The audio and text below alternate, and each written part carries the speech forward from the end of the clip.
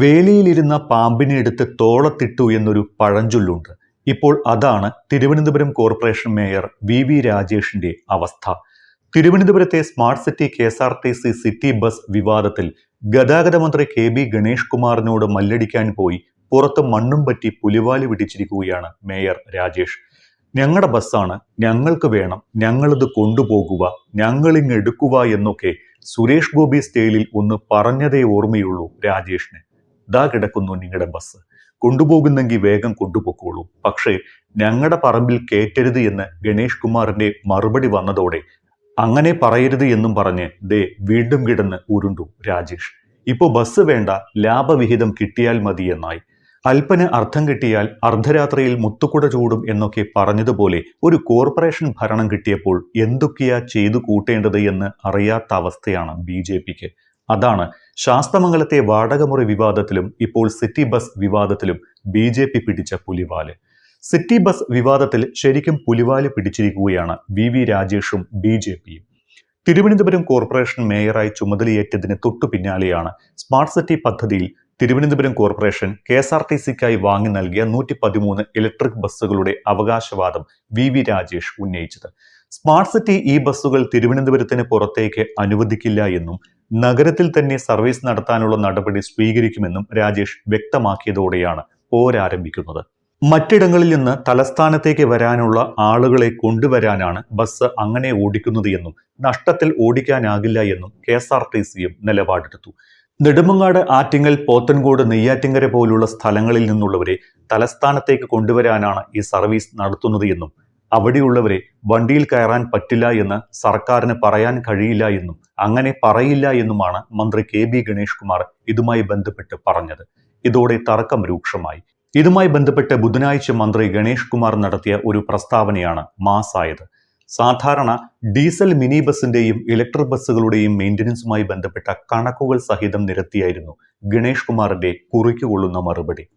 Smart city പദ്ധതിയിലെ 113 ബസ്സുകളിൽ ഒരെണ്ണം പോലും മറ്റു ജില്ലകളിൽ ഓടുന്നില്ല എന്നും കോർപ്പറേഷൻ ആവശ്യപ്പെട്ടാൽ 1 മിനിറ്റ് പോലും അമാന്തം കാണിക്കാതെ എല്ലാ ബസ്സുകളും തിരിച്ചു നൽകാൻ തയ്യാറാണ് എന്നുമായിരുന്നു മന്ത്രിയുടെ മറുപടി. പക്ഷേ പിന്നീട് ബസ്സുകളുടെ നടത്തിപ്പ് മുഴുവൻ കോർപ്പറേഷൻ സ്വന്തം നിലയ്ക്ക് നടത്തേണ്ടി വരും.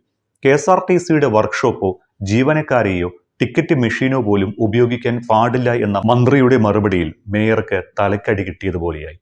113 പകരം 150 ബസ്സുകൾ പുറത്തുനിന്ന് കൊണ്ടുവന്ന് തിരുവനന്തപുരത്ത് ഓടിക്കുമെന്ന് കൂടി മന്ത്രി പറഞ്ഞതോടെ മേയർ ശരിക്കും പുലിവാല് പിടിച്ചു. ഇതോടെ മേയർ പ്ലേറ്റ് മറിച്ചിട്ടു. ഞങ്ങൾക്ക് ബസ് തിരിച്ചു വേണ്ട എന്നും ഇലക്ട്രിക് ബസ് സർവീസ് നടത്തുന്നതുമായി ബന്ധപ്പെട്ട കരാർ വ്യവസ്ഥകൾ പാലിക്കണമെന്നാണ് ആവശ്യമെന്നും പറഞ്ഞ് വിവാദത്തിൽ നിന്ന് തലയൂരാനായി പിന്നീട് ശ്രമം. റൂട്ട് നിശ്ചയിക്കുന്നതിലടക്കം കരാർ ലംഘനമുണ്ട് എന്നാണ് മേയറുടെ പുതിയ വാദം. അപ്പോഴും തോൽവി അംഗീകരിക്കാൻ മനസ്സ് അനുവദിക്കാത്തതുകൊണ്ടായിരിക്കാം മേയർ ഇതുകൂടി പറഞ്ഞു വെച്ചു. കത്ത് നൽകിയാൽ 24 മണിക്കൂറിനകം ബസ് തിരികെ നൽകാമെന്നാണ് മന്ത്രി പറഞ്ഞത്. പക്ഷേ തങ്ങൾക്ക് ആ ബസ് ഇനി വേണ്ട, അതിന്റെ നല്ല കാലമൊക്കെ കഴിഞ്ഞുപോയി, ബാറ്ററിയുടെ ലൈഫ് തീരാനായി. അതുകൊണ്ട് 113 കോടി രൂപ നിക്ഷേപിക്കുമ്പോൾ സാധാരണയായി കിട്ടേണ്ട ലാഭവിഹിതം കിട്ടുക എന്ന ന്യായമായ കാര്യമാണ് പറയുന്നത് എന്നും അത് കരാറിലും ഉള്ള കാര്യമാണ് എന്നും രാജേഷ് വ്യക്തമാക്കി.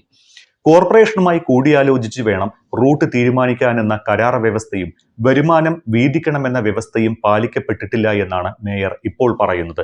ചുരുക്കത്തിൽ മന്ത്രിയോട് മല്ലിട്ടപ്പോൾ മേയറുടെ മുണ്ടിൽ മണ്ണ് പറ്റി. അപ്പോൾ പിന്നെ അത് ആരും അറിയാതിരിക്കാൻ ആ മണ്ണിൽ കിടന്നൊന്ന് ഉരുളാമെന്ന് മേയർജി അങ്ങ് തീരുമാനിച്ചു. ഗുസ്തി പിടിക്കാനും വെല്ലുവിളിക്കാനും ഞങ്ങൾ ഇല്ലെന്ന വൈകാരിക ഡയലോഗോടെ മേയർ ആ അധ്യായം അങ്ങ് ക്ലോസ് ചെയ്തു. ബസ് വാങ്ങിയതിന്റെയും ഓടിച്ചു നടക്കാനുള്ള മെയിൻ്റനൻസിന്റെയും വിശദമായ കണക്ക് നല്ല വെടിപ്പായി പറഞ്ഞാണ് മന്ത്രി മേയർക്ക് ക്ലാസ് എടുത്തിരുന്നത്. സ്മാർട്ട് സിറ്റി പദ്ധതിയുമായി ബന്ധപ്പെട്ട് കോർപ്പറേഷന്റെ 113 ബസ്സുകളും KSRTCയുടെ 50 ബസ്സുകളും നഗരത്തിൽ ഓടുന്നുണ്ട്.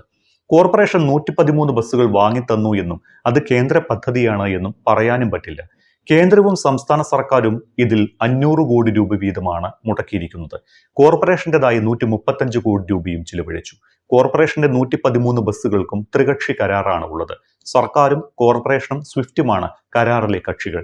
വണ്ടികൾ ഓടുന്നത് പരിശോധിക്കാനുള്ള ഉപദേശക സമിതിയുടെ അധ്യക്ഷൻ മേയറാണെന്ന് മാത്രമാണ് കരാറിലുള്ളത് എന്നും മന്ത്രി പറയുന്നു. മാത്രമല്ല പീക്ക് അവേഴ്സിൽ സിറ്റിക്കകത്ത് ഓടിയതിനു ശേഷം മറ്റുള്ള യാത്രക്കാരെ കൂടി സിറ്റിയിലേക്ക് കൊണ്ടുവരണം എന്ന് കരാറിൽ പറഞ്ഞിട്ടുണ്ട്. മേയറെ ആരോ തെറ്റിദ്ധരിപ്പിച്ചതാണ് എന്നും മന്ത്രി പറയുന്നു. ഇനിയാണ് മന്ത്രി കണക്ക് സഹിതം മേയർക്ക് മറുപടി നൽകുന്നത്. ബസിന്റെ മെയിന്റനൻസ് അടക്കം മുഴുവൻ ചിലവുകളും അക്കമിട്ട് നിരത്തുന്നതായിരുന്നു മന്ത്രിയുടെ മറുപടി. ഇലക്ട്രിക് ബസ്സുകളുടെ ജീവനക്കാരും ടിക്കറ്റ് മെഷീനും പരിപാലന ചുമതലയും KSRTCയുടേതാണ്. വലിയ പരിപാലന ചെലവാണ് ഈ വണ്ടികൾക്കുള്ളത്. മറ്റു ബസ്സുകളുടെ ടയർ 60,000 കിലോമീറ്റർ വരെ ഓടുമ്പോൾ ഇതിന് 30,000 കിലോമീറ്റർ വരെയേ കിട്ടൂ. 5 വർഷം കഴിഞ്ഞ് ബാറ്ററി തീരുമ്പോൾ 28 ലക്ഷം രൂപ വീതം ബാറ്ററി വാങ്ങാൻ വേണ്ടിവരും. ശരിക്കും ഇതൊരു നഷ്ടക്കച്ചവടമാണ്. 28 ലക്ഷം രൂപ കൊടുത്താൽ ഡീസൽ മിനി ബസ് കിട്ടും. ആ വണ്ടിയുടെ ശരാശരി കിലോമീറ്റർ വരുമാനം 52 രൂപ വരെയാണ്. ഇങ്ങനെ വരുമ്പോൾ ഇത് വിറ്റിട്ട് ഡീസൽ മിനി ബസ് വാങ്ങുന്നതാകും ഉചിതമെന്നും മന്ത്രി പറയുന്നു. ഇതോടെ മേയർ മൗനിയായി.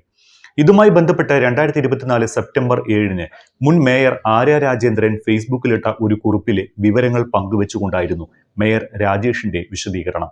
നഗരസഭാ പരിധി പിന്നിട്ട് സമീപ ജില്ലകളിലേക്ക് ബസ്സുകൾ ഓടിക്കുന്നു എന്ന് പറഞ്ഞത് താനല്ല എന്നും 2024 തന്നെ അന്നത്തെ മേയർ ആര്യ രാജേന്ദ്രനാണ് ഇത് പറഞ്ഞത് എന്നും ഫേസ്ബുക്ക് പോസ്റ്റ് തെളിവായി ചൂണ്ടിക്കാട്ടി രാജേഷ് വ്യക്തമാക്കി. ഇക്കാര്യം ചൂണ്ടിക്കാട്ടി അന്ന് തന്നെ ആര്യ തദ്ദേശ വകുപ്പിന് പരാതി നൽകിയിരുന്നതായും ഫേസ്ബുക്ക് പോസ്റ്റ് ഉദാഹരിച്ച് രാജേഷ് സമർത്ഥിക്കുന്നുണ്ട്. എന്തായാലും ബസ്സുകൾ ഞങ്ങൾ തിരികെ എടുക്കുന്നു എന്ന് പറഞ്ഞ രാജേഷ് ഇതുപോലൊരു അക്കിടി ഇനി പറ്റാനുണ്ടോ എന്നാകും ഇപ്പോൾ ചിന്തിക്കുന്നുണ്ടാകുക.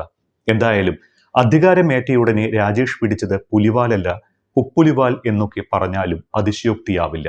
ഒരു കോർപ്പറേഷൻ ഭരണം കിട്ടിയപ്പോഴേക്കും എന്തൊക്കെയാണ് BJP കാണിച്ചു കൂട്ടുന്നത് എന്നാണ് നെറ്റിസൻസിന്റെ ചോദ്യം. എന്തായാലും പൂ ചോദിച്ചപ്പോൾ പൂക്കാലം കിട്ടിയെന്ന് പറയുന്നത് പോലെ ബസ് ചോദിച്ച മേയർക്ക് മന്ത്രി ഒരു ബസ് നിർമ്മാണ ഫാക്ടറി തന്നെയാണ് സമ്മാനിച്ചത്. ഇത്തരം കലാപരിപാടികൾ ഇനിയും തലസ്ഥാനം കാണാനിരിക്കുന്നതേയുള്ളൂ. പിക്ചർ അഭി ബാക്കി ഹേ ഭായ്.